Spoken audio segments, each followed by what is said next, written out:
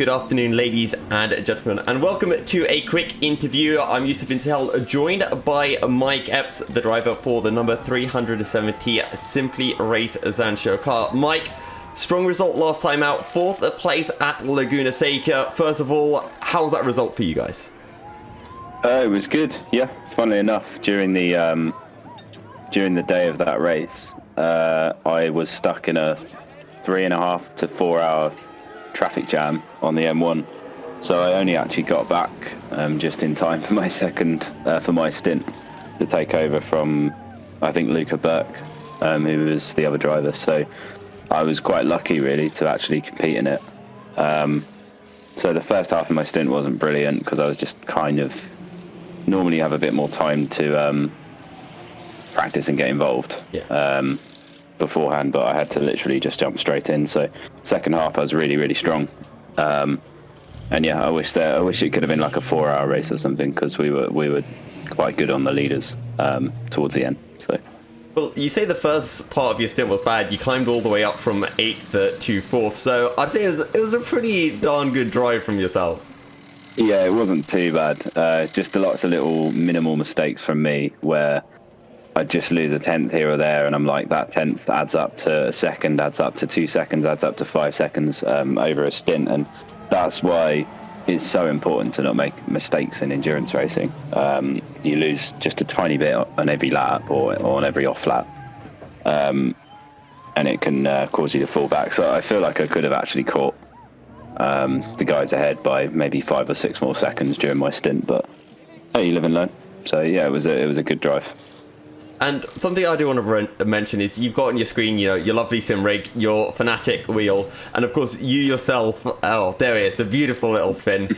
Now, of course, you yourself, you are an IRL, you know, a real life racing driver. You've raced in the British Touring Car Championship, Clio Cup, Ginettas. How have you kind of found the transition from real cars to sim racing? Is it similar? What are the kind of adaptations you have to make?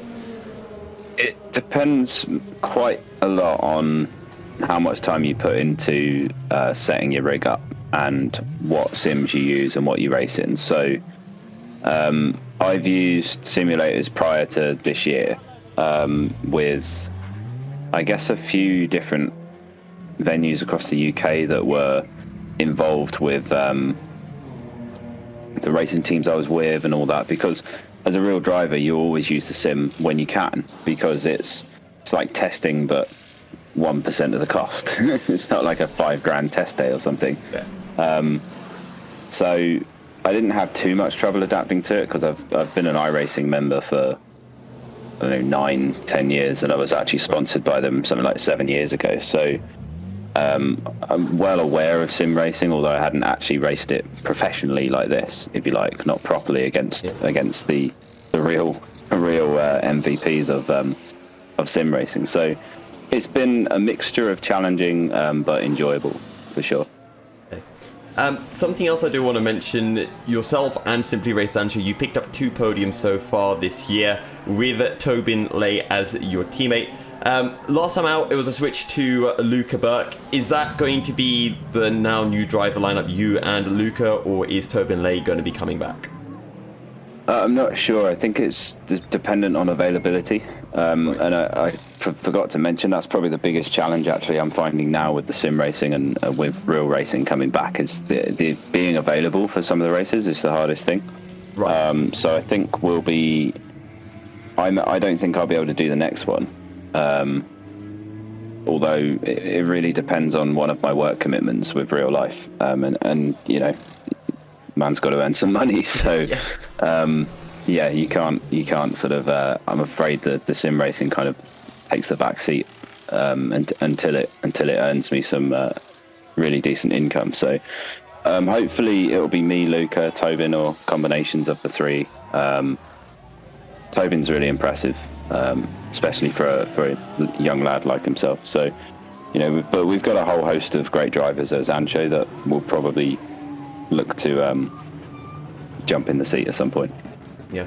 And with the driver lineup that you do have at Zansho, how does it kind of work in terms of setting up the car, who does, kind of the lead setup work, and who kind of takes more feedback from those drivers? I'd probably say we all do it quite equally, to be honest. There's a couple of guys, John Munro and Russ McGregor, who are in one of the other cars. They do probably a fair few more laps than I do prior to a race. I'll be on Discord and on my phone or something at, I don't know, Donington or something, working, and I'll see them talking about this change and that roll bar change and sort of keeping up to scratch with it, and I'll be there like, yeah, I'll try it on Wednesday afternoon, guys, when I get some time. Right. But I do, when I can, throw in some testing time. And I think the real life inputs can really help with understanding why things work for the rest of the drivers. So whereas it's not just, I went one click stiffer on that and that felt better. It's, why did that feel better? What's the reason behind it? The physics behind it. Whether those physics are exactly accurate to real life as well, and how we can interpret, the physics engine that each game has or each sim has. So yes, very long answer, but I'd say equally, but especially John Munro and Ross McGregor. Well, you mentioned John Munro and Ross McGregor, who are in the other Simply Race team. Obviously, with Simply Race having a few teams in the GTR24H Sprint series, when the series started, was there kind of like a pecking order and people thinking, okay, this team's going to be finishing ahead of this team? Because right now, you and along with Tobin Leigh and Luka Berk are tied with John Munro and Ross McGregor's team. So I was just kind of interested in that dynamic. I hadn't really thought of it, to be honest. I'm quite a chillaxed guy with other teammates and all that stuff, particularly for this racing, because it's enjoyable as well, without wanting to dim the lights on it slightly, but it's not like it will be potentially career ending if I bail out of a race or crash or lose to my teammate, whereas there have been scenarios in my real life where it's felt like I've got to beat this guy because I need to be the best in the team and have the best opportunities. So right. I'm able to relax here and work with people more and treat it more like in fun, actually enjoy it and yeah, kind of. It's just as much a social occasion as it is a sporting occasion, if you like. So we're pretty chilled. We, if one guy's faster than the other, we'll move out of the way and we'll work with each other to get the best result. Final kind of question that I did want to bring up was, again, going back to the last race at Laguna Seca, you and the other Simply Race Zansho team, you brought out the BMW on circuit, and it was the first time we had seen it all season. What was the decision to bring that out instead of one of the Porsches, which most of the other top teams had gone for? It was down to, I think, the higher up guys in the team, like Nick, who does the engineering, Nick Dealey. He seemed to think that this car was pretty strong for it, so that was the choice that was made. I don't think I was around when the choice of car was made, actually, in terms of I wasn't a fully part of the choice, so I'm fairly, each track has a couple of cars that tend to go better there, don't they? So typically we'll choose those, and I seem to remember some conversation about the Porsche being a bit difficult to drive and inconsistent, so the BMW for me was actually once I'd got my inputs right, was actually a really decent car. I was consistent high 22s, I think, at the end of my stint, and just really nice. So whatever the reason, it was a good choice, I think. Also want to bring up, you do have a couple of sponsors, one of them being Zansho. Would you like to give us a bit more information about them? Yeah, so Zansho SimSport is their full name, Zansho SimSport. The main man there is Ed Trevelyan Johnson, and we spoke in, I think, February or March this year, through a contact of mine at Simply Race, Mike Epps. And I just ended up joining the team to do some racing. I'd already sort of got myself a rig being built, and I've bought this sort of separately over the course of about 6 months. I got the wheel and stuff last year, but the actual frame and rig, I moved into this house in late January, and it's my first move away from the parents' house, so I've got a load of space to use suddenly. So I got a rig made and all that, and we got chatting and thought we'd do some R Factor 2, some Assetto Corsa racing. Obviously the Race All Stars happened and we got an entry into that, and became a proper team. And then we now have a fairly decent sort of starter sponsor in Silverstone Composites, which are not far away from me as I live in Northampton. So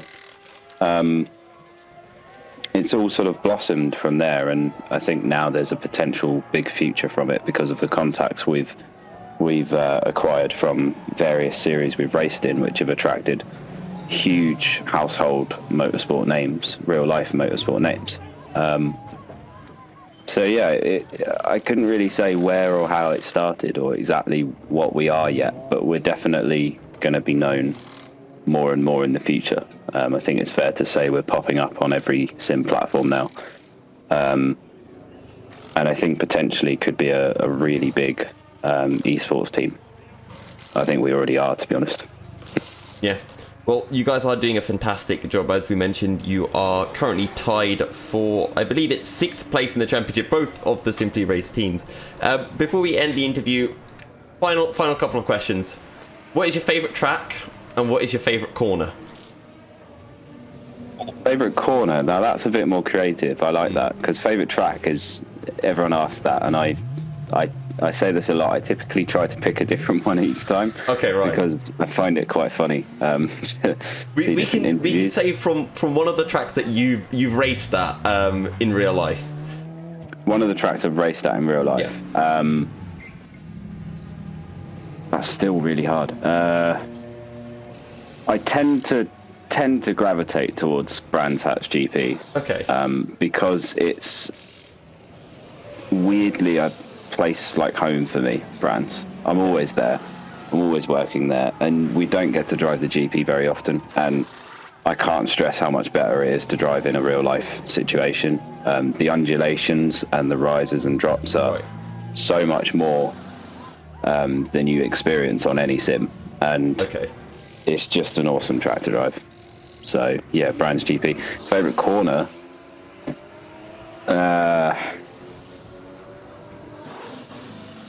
Oh, difficult. I'm trying to think right now. There's so many good ones, to be honest. I'm going to say, I'm not going to go with Eau Rouge, because that would just be, you could have just written that down and predicted that. Yeah, that's fair. Yeah. How about, I'm going to pick a section instead of a corner. The last section of the Nürburgring Nordschleife before you go onto the really long downhill straight.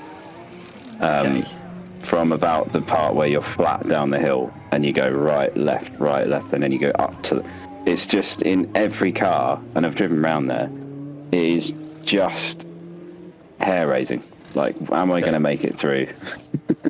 And you're not just driving round corners, you're predicting when you're going to be partially airborne and when you're going to land and have grip. And that's why I think that circuit really brings out certain drivers. So yeah, I'll say that. Okay, the final section of the Nordschleife before the long straight.